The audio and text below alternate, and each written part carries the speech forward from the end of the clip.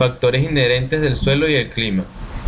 Estos dependen de los factores inherentes del ecosistema en el cual las plantas crecen.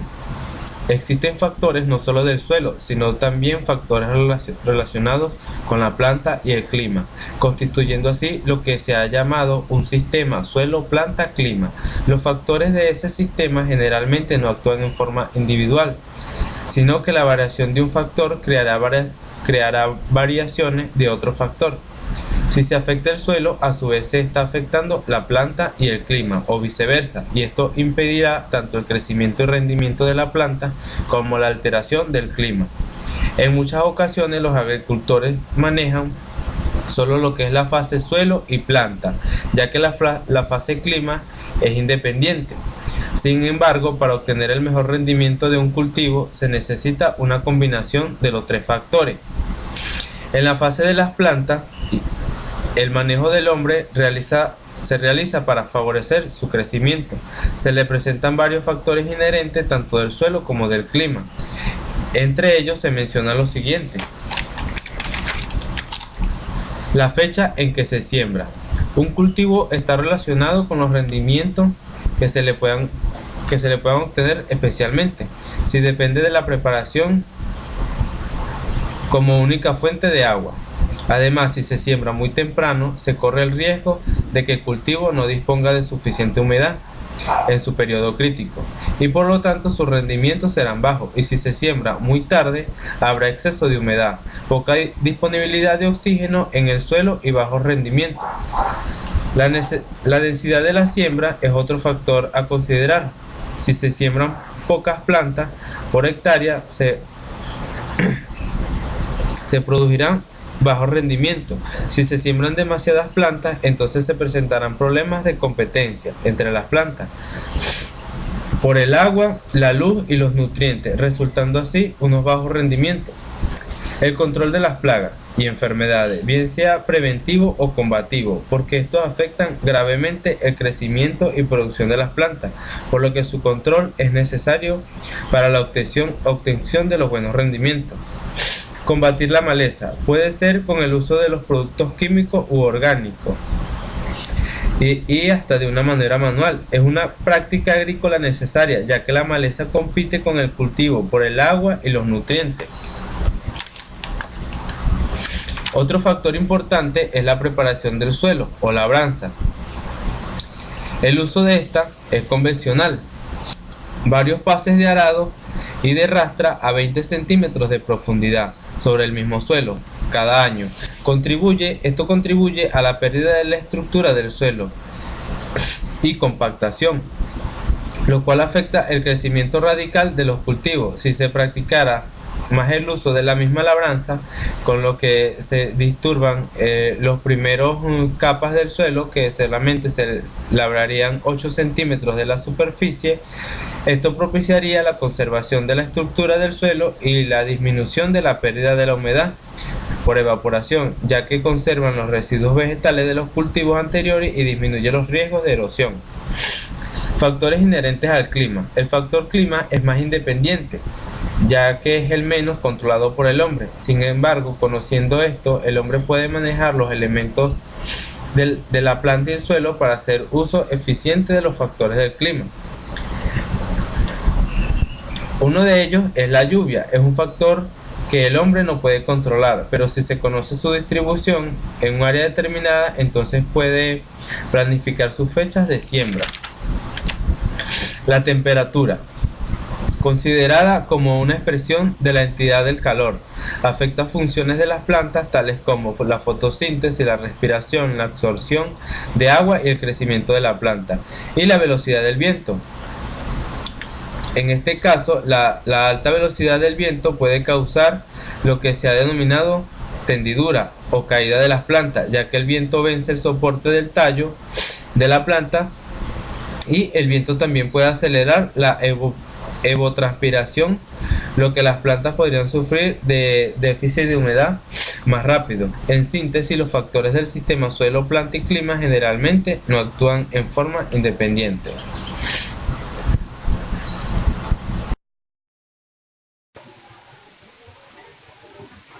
Dagmar Ipajes, principales factores que afectan la absorción de los nutrientes en las plantas. La absorción es a través de la raíz. Por esto, las plantas deben tener un buen suelo donde absorber. El suelo está constituido por 3 fases, se clasifica en 3, como lo es la arena, limo y arcilla.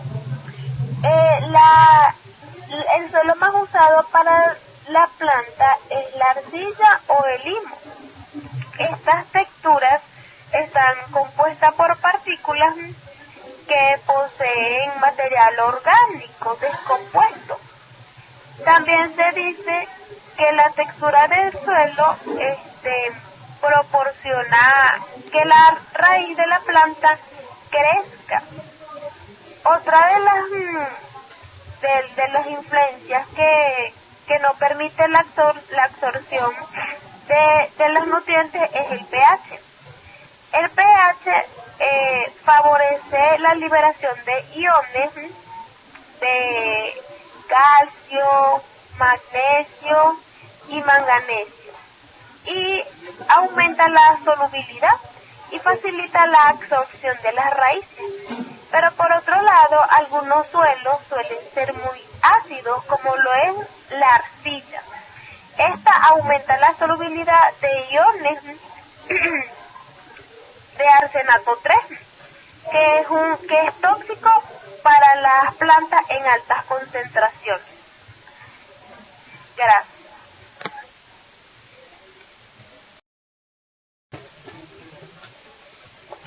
Hola, soy María José Suárez. Yo le vengo a hablar sobre la absorción de los elementos nutritivos por las plantas. Se efectúa por medio de los pelos radiculares de las raíces jóvenes, que segregan sustancias ácidas que ayudan a solubilizar los nutrientes. En una primera fase pasiva, los iones se mueven en el suelo hasta llegar a las raíces de 2 formas: por transporte en masa, siguiendo en disolución el movimiento del agua cuando existe un movimiento ascendente o descendente; por difusión, que se produce para equilibrar la concentración de un determinado ion en todo el volumen de la solución del suelo. En sí, es el cambio de un medio de mayor concentración, un medio hipertónico, a otro de menor concentración, que es un medio hipotónico. En una segunda fase activa, los iones, una vez en contacto con la raíz, son atrapados por un transporte químico que le permite superar la barrera de la epidermis externa radicular. Este paso conlleva un consumo energético y necesita oxígeno. Muchas gracias. La interacción entre iones. En algunas ocasiones se producen interacciones entre 2 iones que dificultan o facilitan la absorción de uno de ellos.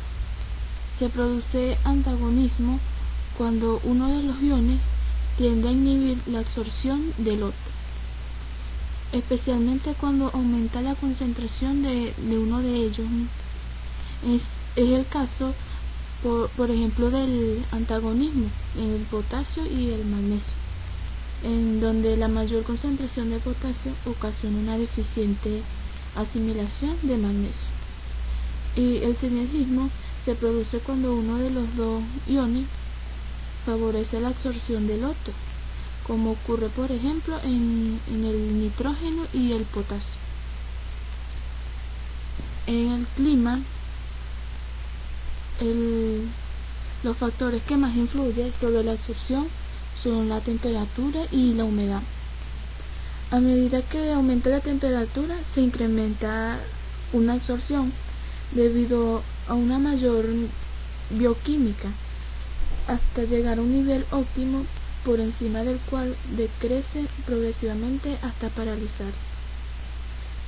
Con bajas temperaturas ocurre lo contrario, dado que se ve dificultada la actividad bioquímica y se procede a una disminución de la solubilidad en el suelo.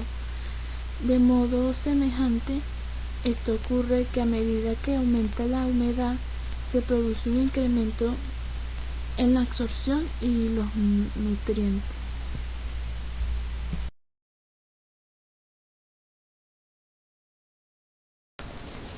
Macronutrientes que contiene el suelo se dividen en primarios y secundarios. Primarios, nitrógeno. Es el nutriente que favorece el desarrollo de la parte aérea de las plantas y proporciona el color verde de las hojas. Fósforo. Es un nutriente importante porque está implicado en la floración y maduración de los frutos. Potasio. Es muy importante en el metabolismo de las plantas. Controla la respiración abriendo y cerrando los estomas y actuando sobre los cloroplastos.